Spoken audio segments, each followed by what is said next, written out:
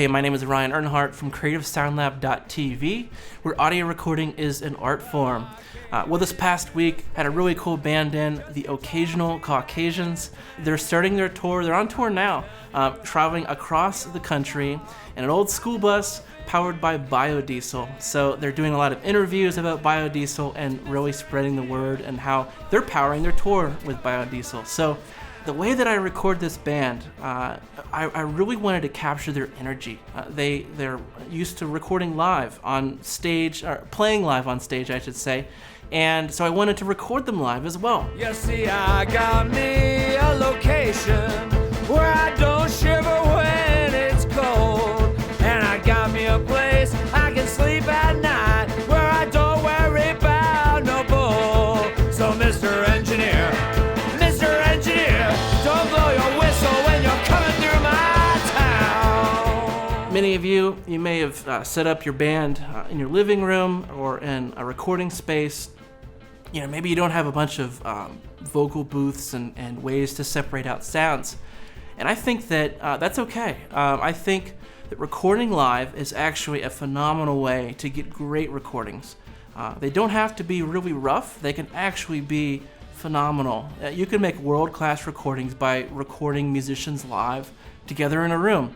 Now you do have to know a few different tricks, where to set up the players in the room, where to point guitar amplifiers, and certainly how to point the microphones. I'll be walking you through each step of how to do that. And also you can be downloading all this information today in a free downloadable PDF guide. You can be downloading that by the link on the screen or the link in the description below. So let's get started.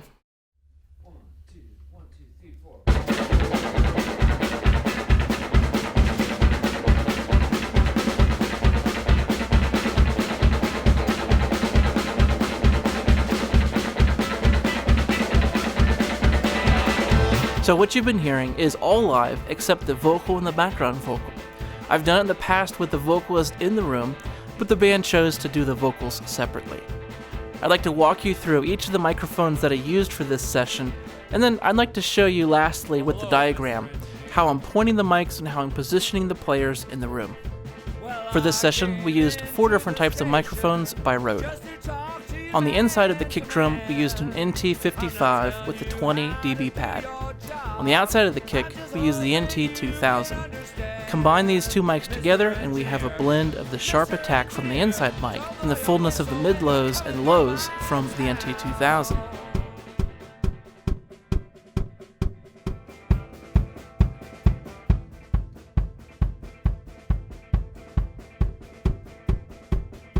On the snare drum, we used the K2. And on the bottom of the snare, we used another NT55, also padded by 20 dB. For overheads, I like to use ribbons, so we chose the NTR. I'll get to why I used just a mono overhead in my diagram.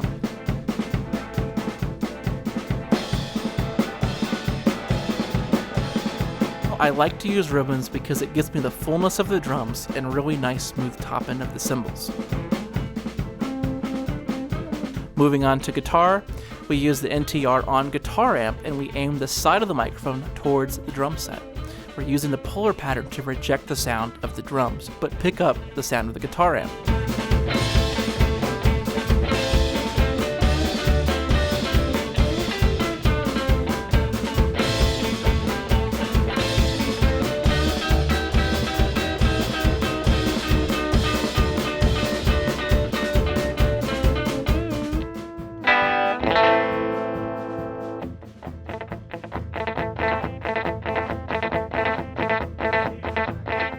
For piano, we used an NT2000 and cardioid. This was at the back of the piano around the soundboard, about 6 inches away.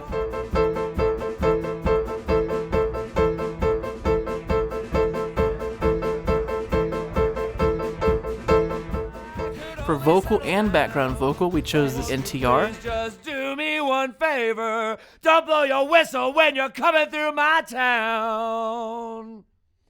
Oh, Mr. Engineer, don't blow your whistle when you're coming through my town. Mr. Engineer, don't blow your whistle when you're coming through my town. For the background vocals, I had the vocalist step back about 6 inches, just giving a little bit different sound, and also helping the vocalist sit a little bit differently, three-dimensionally in the mix.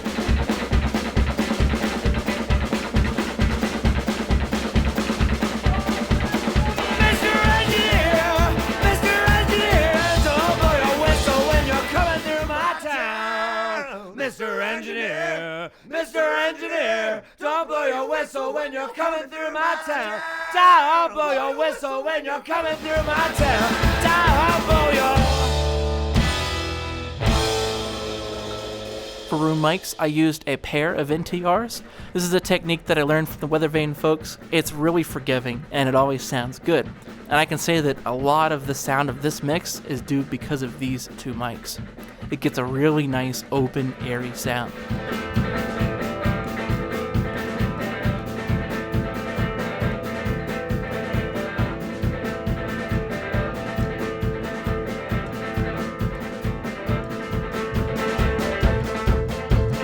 Hello, Mr. Engineer. Well, I came into the station just to talk to you man to man. I'm not telling you how to do your job. I'm just hoping you can understand. For the upright bass, it definitely was a challenge, being an acoustic instrument very close to a drum set. But for this, I chose the K2 in figure 8 mode. There is a lot of room noise in this microphone, and so for this I was just listening to how it picked up the low end, and I really do think that it worked quite well.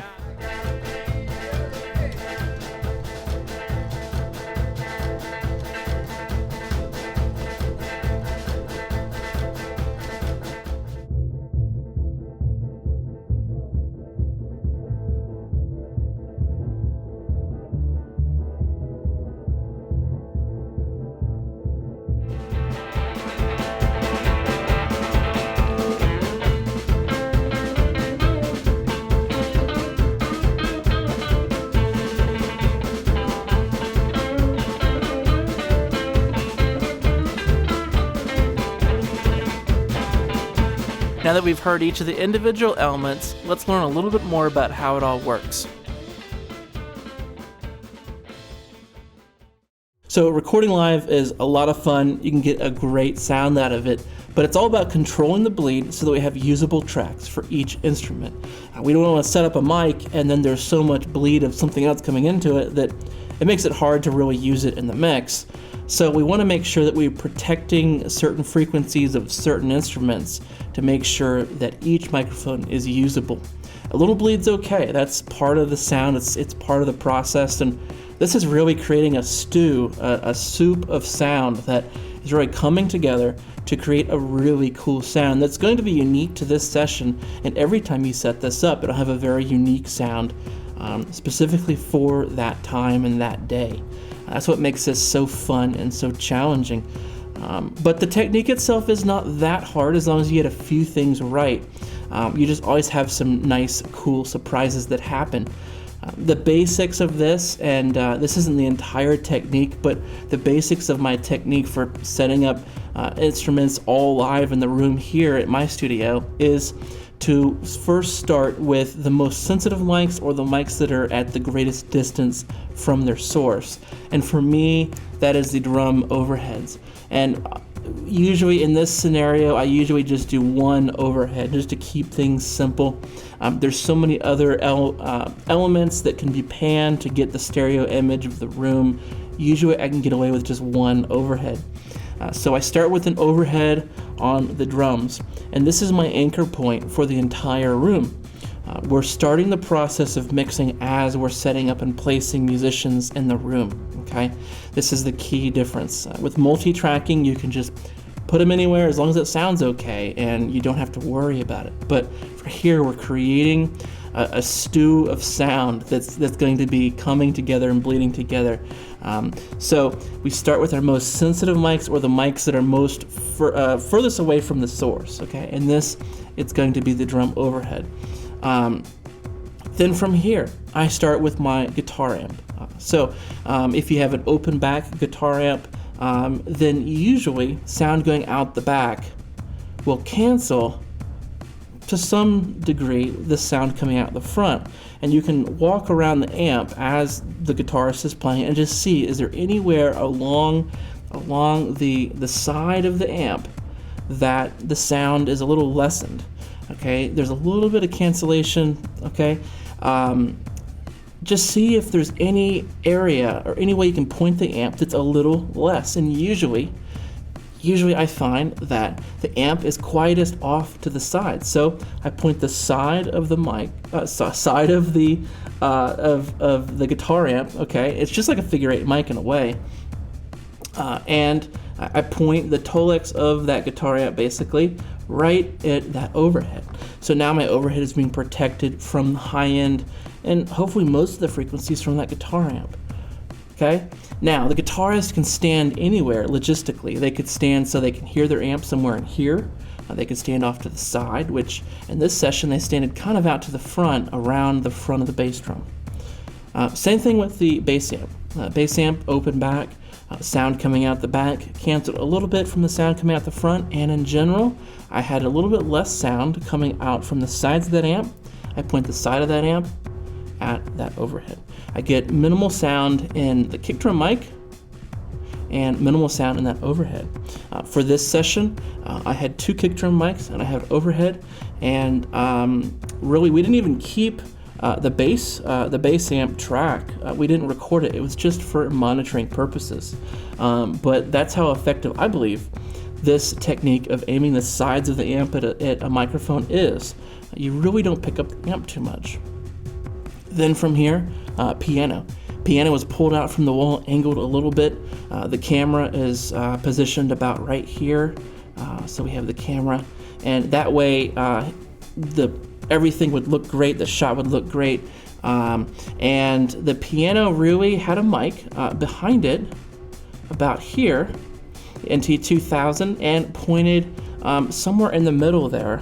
And its goal was to capture kind of the mid-range, the low mids. I knew that there'd be some bleed coming in. That was okay, but I knew the part that I wanted, the mids to low mids, would be pretty much the loudest in that mic. I got it as close in as possible. So that's how I did the piano. I didn't have to worry about too much sound around the mic. The piano was going to shield as best it could that mic from other sources of sound. Then from here is bass. So the bass player stood here. The bass body, I can't really draw a bass, but whatever. But the mic pointed this direction, like that. Okay, so the mic pointed towards the bass guitar, and it was in figure 8 mode. So it was rejecting out to the sides, here and here, and it would pick up a little bit of that guitar. But the guitar frequency doesn't really conflict or share necessarily with the real rich low end of that bass, that upright bass. So I wasn't really too worried about it. So I was mainly worried about, all the noise and stuff coming in from that drum set. And in general, it did a pretty good job. Figure 8 is amazing. Just by aiming the sides out, you're able to reject a lot of sound. And also it increased the proximity effect because I am getting a more directional response out of the mic. And so more proximity effect means more low end at greater distances. So I was furthering enhancing the types of sounds and sonics that I was trying to get anyhow from that instrument. So that's really my technique for this session, is making sure that the mics are pointing in the right directions and making sure that the sources of sound in the room are pointing the right directions. Okay, so that was really my basic theory. I didn't have time to cover the whole live recording theory for you, but that's really how I begin the process of recording a band live. Don't forget, if you want to download the PDF guide as a quick reference the night before your session, you can pull that up and check out and plan out how you're going to set everybody up in your room. Really hope this was helpful to you. Comment below, and I'm happy to answer questions in the comments below. I'll see you next week.